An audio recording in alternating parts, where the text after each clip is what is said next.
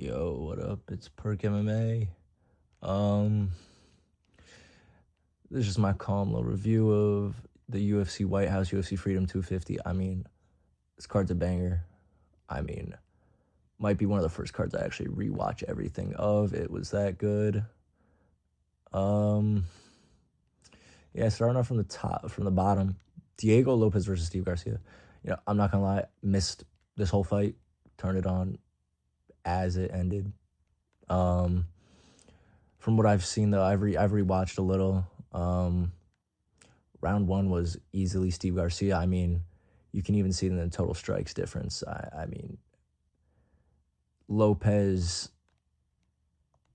was not. Lopez was kept at bay in the first round. And then the second round, he really just stepped in there. Boom. That's all it took. Just one. Just one strike from Lopez. One good solid combo from Lopez, and it was over. Great knockout. I mean, the photos after were amazing too. Yeah, Lopez versus Volk 3. Let's make it happen in MSG. Fuck it. Fuck you, Mozart. Yeah, next fight, Bo Nickel versus Kyle. I didn't watch the shit. I'm not even gonna lie. I didn't watch the shit. I had my TV on and everything. I was there. I wasn't watching though. I was sitting on my phone, doom scrolling. You know how it be. I did look though at his takedown. I did look away when he kept on top of him for 2 minutes and did absolutely nothing. It seemed like. And then Herb, I think it was Herb, stood him up, or Herzog, might have been Herzog, stood him up, and Bo Nickel did exactly what he's supposed to do against Kyle Dawkins. I mean, Kyle Dawkins is one of his better opponents, to be fair, but you know, he's still not, he's not bottom of the barrel in middleweight, but he's by no means a contender up and coming. All right, now here's the fights that I actually watched, so I can give you my actual opinions on them and what I think went right and wrong. Hoofy versus Chandler. I mean, Chandler's just too old.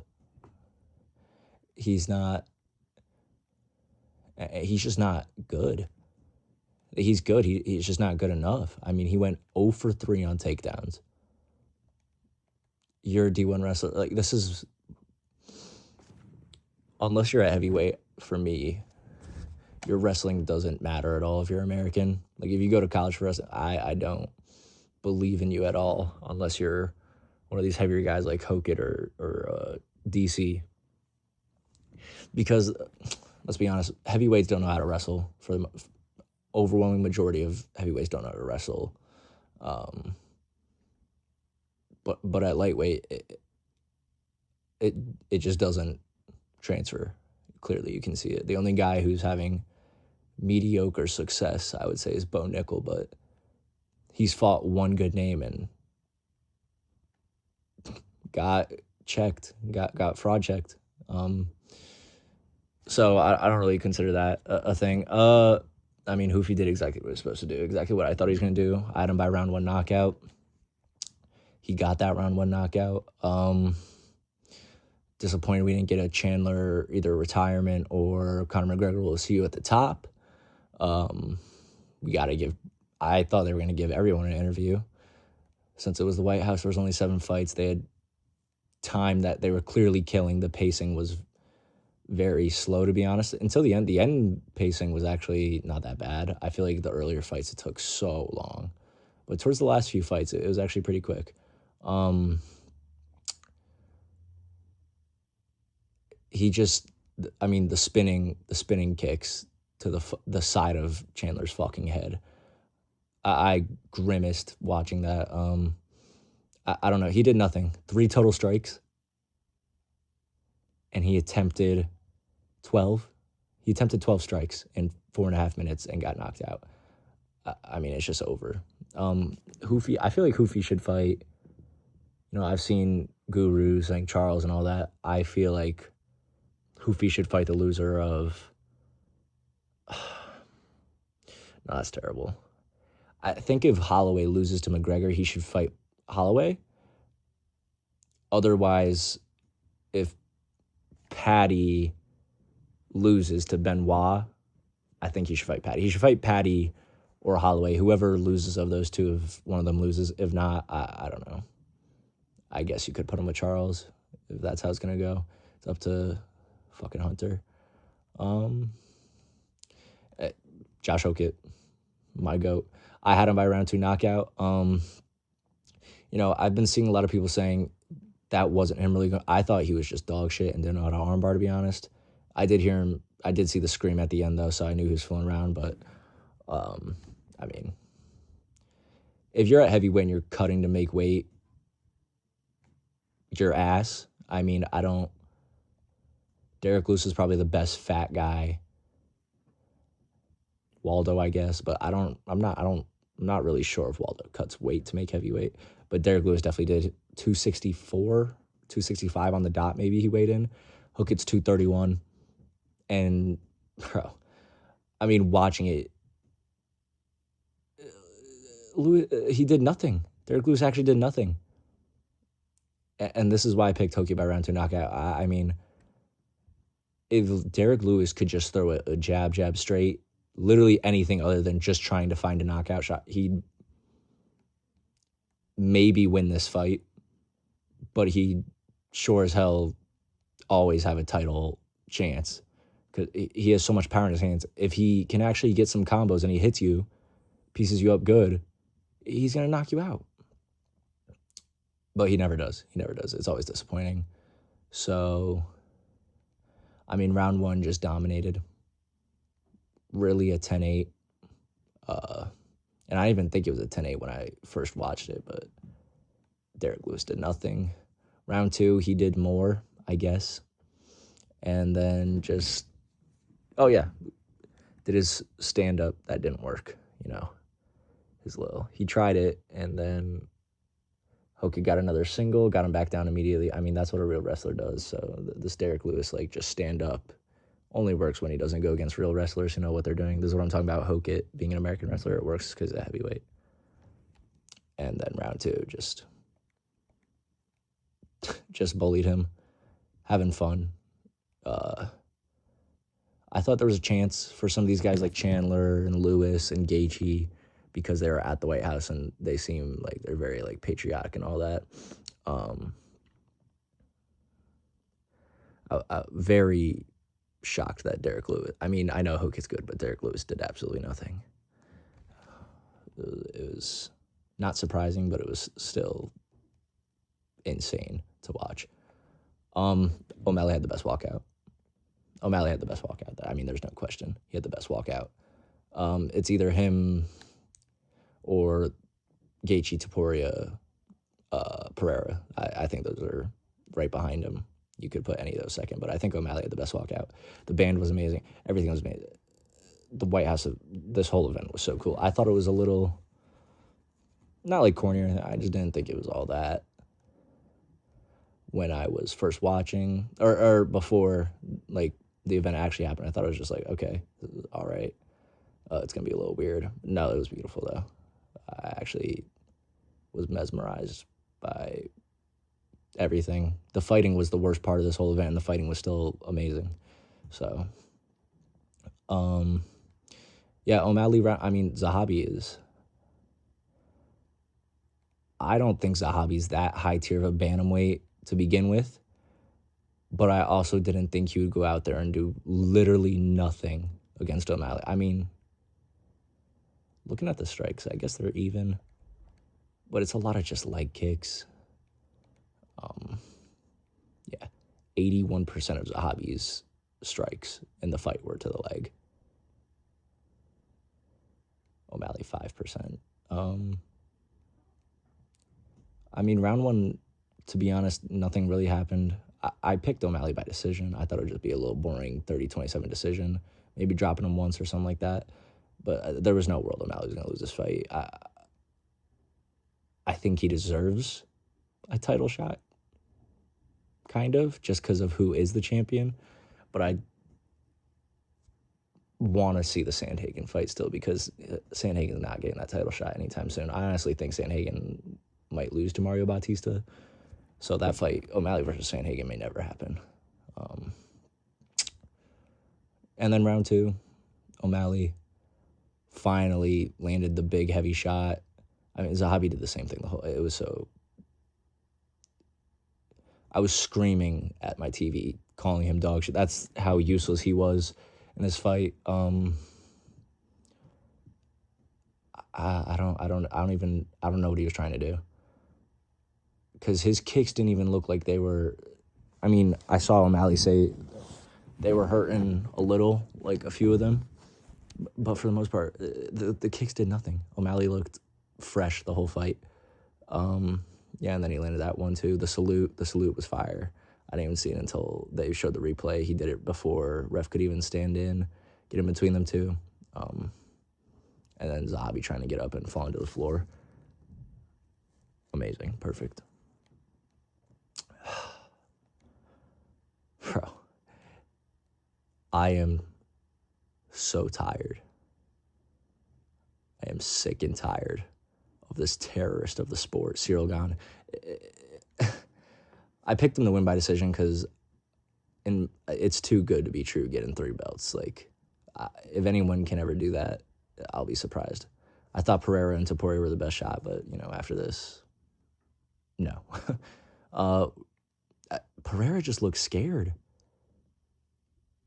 I feel like he looked how he did against Ankalaev.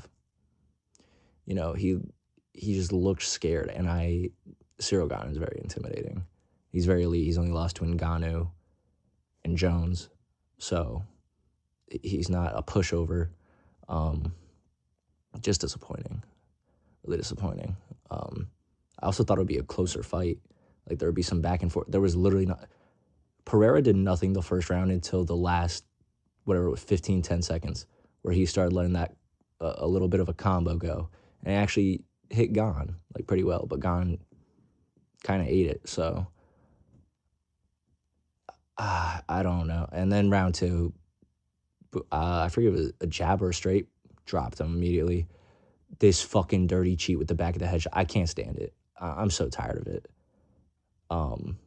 Pereira calling Herb Dean like not a human or whatever, I think that's what it was. That was hilarious. I did think Gane had a good game plan though. The faking, the take, I don't even know if he was faking them, but just like making him think about it, great. He was, even without the back of the head strikes, he was going to win this fight easily. He would have knocked him out the same round, I feel like. Maybe round 3. He deserves the performance of the night because Pereira's not a easy guy to beat no matter how many weight classes he goes up. Fat ass, though. Love that. Please ask me, I'll kill this man.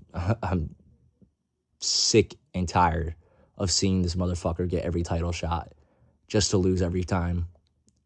I guess maybe I want him to win then because he just can't fucking win the title no matter what he does. But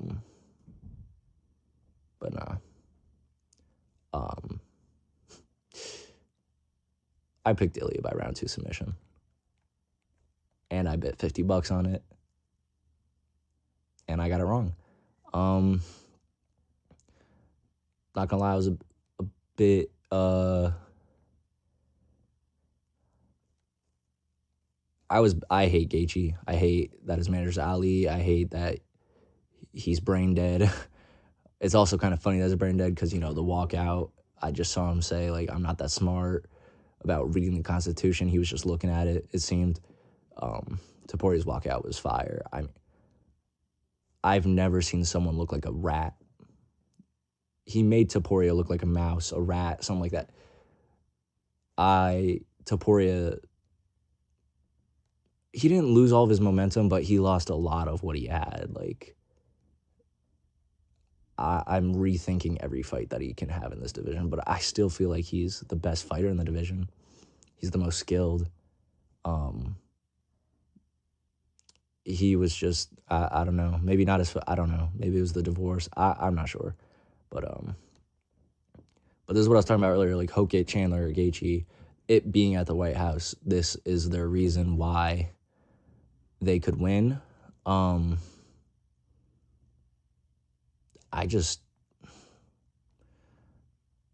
don't know. I'm still shocked, but congrats to Gaethje, I guess, even though I fucking hate him. It's so weird to look on the website and everything and see Gaethje's name next to Volkanovski and Islam for champions and everything. Ranked 4th pound for pound. That's good for him. Yeah, round 1, I thought Topuria stole at the end. Probably wrong, to be honest. I was just biased against Gaethje because I don't like Gaethje. And then round 2, I mean, ate him up. Ate Gaethje up. I mean, Gaethje was good the first, 30 seconds, minute, and then Topuria was having his way. I mean, I put Topuria by round 2 submission. I thought he was going to get the first armbar for a second that he was going for. I liked his little sweep that he had or whatever it was. And then gassed himself out going for a submission finish. If you say you're gonna knock him out and then you get him to the ground and he's really hurt, why would you not just knock him out on the ground if you really wanted this knockout? I know he's got good jiu-jitsu, he's a jiu-jitsu guy, but really confusing to think about now. 1-1. Round 3, I mean, literally, they did not count the. I guess Gaethje didn't knock down Topuria in round 3. Says there's no knockdown. Nice, cool. Absolutely useless. That's definitely a knockdown, but I mean, I was scared for Topuria, and then I didn't think he was gonna get knocked out this round. No, but I mean, just no really movement. He kept pushing forward, even when he was tired, and that was his problem. When he was tired and he kept pushing forward, he was just there to get hit. He was there to get hit the whole fight, but at least when he was there, he could throw something at you still. So you want to back up. Round 3, I mean, you could just see it, just footsteps plodding. Gaethje was like that too, but he's kind of always like that, and his stamina is insane. But Topuria was so tired. You could just see it in the way he was stepping and coming out for round 3. His eyes were screwed by this point. It was, I believe God had to do something with this fight because that was insane. Yeah, just ate Topuria up round 3. 10-9. I've heard some people say 10-8. It's a 10-9. I don't think it was dominant, but it wasn't that dominant where it should be a 10-8. Yeah, and then in between the doctor, I really respect Topuria for, even if he said he can't see or whatever, I don't know if it was his brother or him, to be honest. He told the doctor he wants to keep going, and then Mark Goddard gave him that. I've never seen that before. Topuria won by overriding the doctor. That would be hilarious if he actually did that. And then round 4, he was doing so well. I still believe he won this round, which is why I'm shocked that they didn't do the round 5. I know he was struggling and it was bad, and especially that knee at the end of round 4. That knee was disgusting. I could see it live, and then you could see him crawling away when there was 5 seconds left. He didn't want any more of it, and I honestly don't blame him, even though he's the champ. You kind of want to see them still stick it out, but no, that was bad. He landed that first takedown, and I thought it was good. I thought he was winning the round, and then he shot the second takedown, and Gaethje does the goofiest. I mean, I don't even know how he does takedown defense so good. Just jumps on top of his back. Just not even jump, just falls on his back and gets there for the last 30, 45 seconds, whatever it was, and rips that knee. Disgusting shots to the same part of the body, his rib area. I mean, absolutely disgusting. Wins fight of the night, performance of the night, 800-something K, 875. Deserved. Insane. Topuria, 38% of shots to the body. I like the body shots, but Gaethje threw 4% of his shots to the legs. And I thought Gaethje's biggest weapon was going to be his inside calf kicks, his calf kicks in general. really just shocked by his performance. I can't I can't comprehend what I watched. It's insane. I'm so confused. But yeah, that's about it. I thought this card was amazing. I went 5-2. I picked Steve Garcia. I don't know. I maybe it was more that I wanted Garcia to win than Lopez. I thought Garcia could do it. He didn't, obviously. Bo Nickel, I had by round 1 knockout. Hoofy, I had by round 1 knockout. Hookett, I had by round 2 knockout. O'Malley, I had by decision. Gane, I had by decision. And then I picked Topuria by round 2 submission. So I went 5-2. I'm not really upset because how am I supposed to fucking pick against the 5-1 favorite in a title fight? The 17-0 undefeated guy. I want to see him come back again. I want to see Gaethje fight Arman or Charles or McGregor. If they just throw him, I'm fine with seeing McGregor fight for the title. It's just fun, even though he'd get pieced up, I feel like, by Gaethje. I want to see Topuria fight McGregor also, to be honest, or Patty, just because they hate each other. I want to see Gane fight Aspinall and get slimed, hopefully. And then I want to see Pereira fight Hookett, just so someone can shut Hookett up, because I believe Pereira can beat Hookett. The wrestling might be a problem. I don't know. He's just so tiny. I feel like Pereira can make good work of him. Because Pereira was still fast. It's not like he was slow. He was just, something was off. I don't know. Something was off about him. All right. Subscribe, like, whatever, all that, comment, noti bell. Let me know what I could do better, what I could change, and I'll see y'all later for Cop Horiguchi.